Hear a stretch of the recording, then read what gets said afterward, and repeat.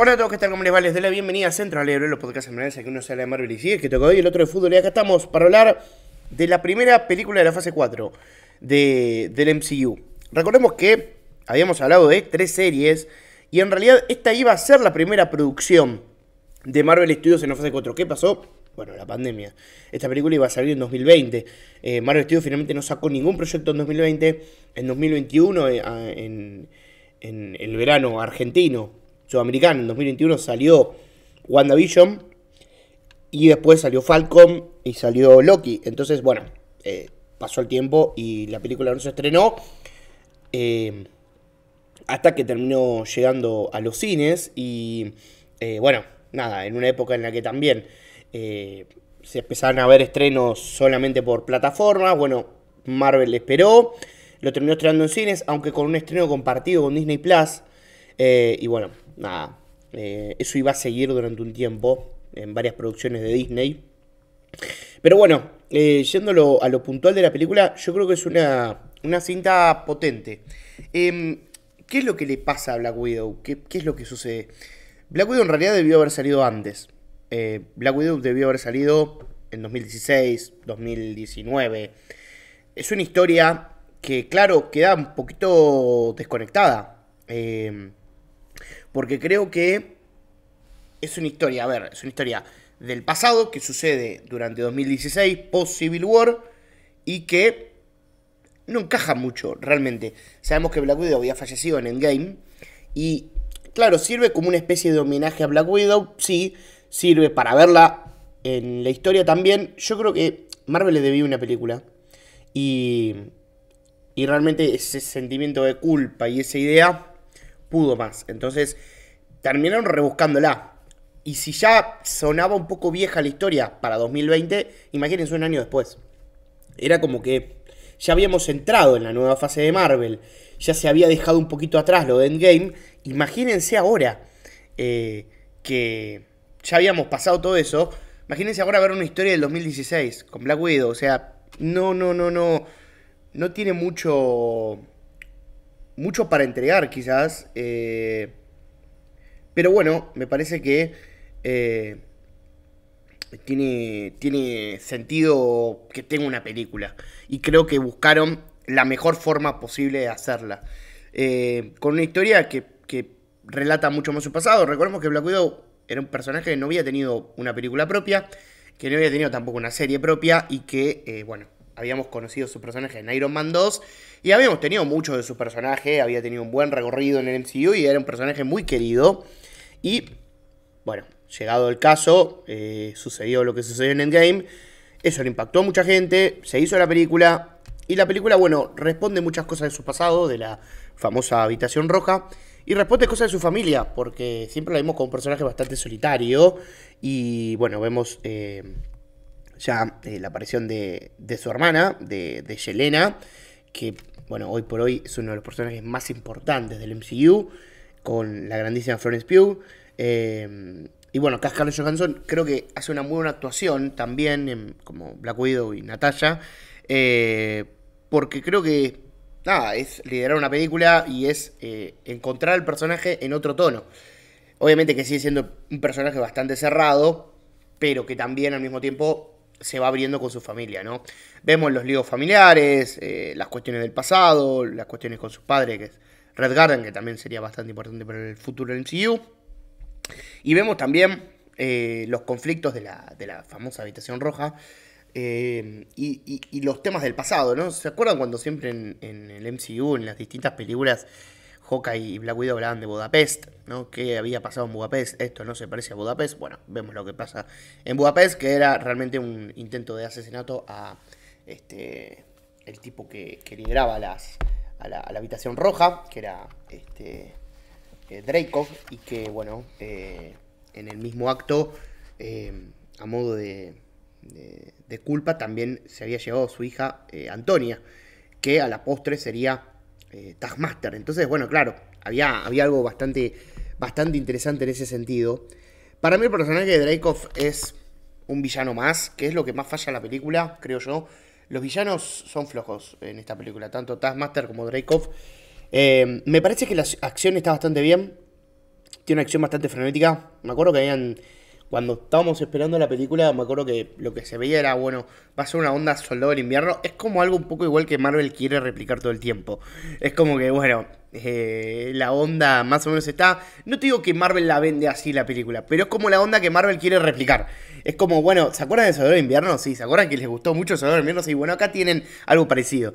Más o menos así, o sea, pasó cuando hablamos de Falcon and the Winter Soldier, que un poquito se quería replicar, en Capitán América la última también, es como que todo el tiempo se quiso replicar la fórmula de Winter Soldier, lo que pasa es que no salió como de Winter Soldier.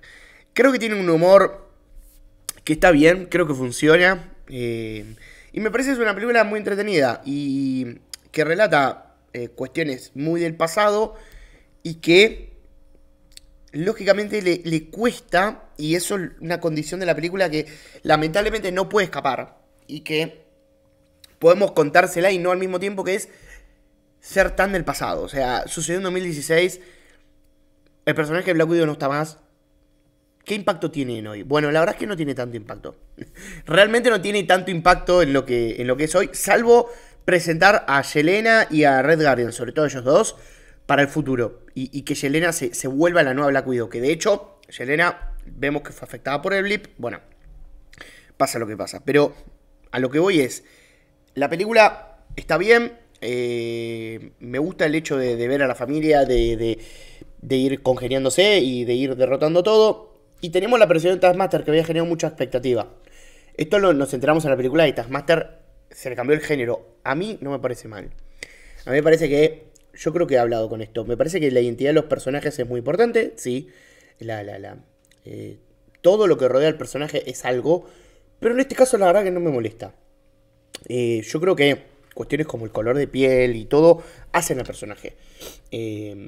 Porque yo, por ejemplo, lo que digo, Spider-Man, Peter Parker es blanco y hay una cuestión de la cultura o de todo que pasa el tiempo y que la gente se lo entiende de esa manera y no sé, digo, no sería algo trágico, pero yo siempre digo depende del personaje. Por eso también se creó Miles Morales. Y Miles Morales tiene un lazo con la cultura afroamericana que es distinta a la que puede tener Peter.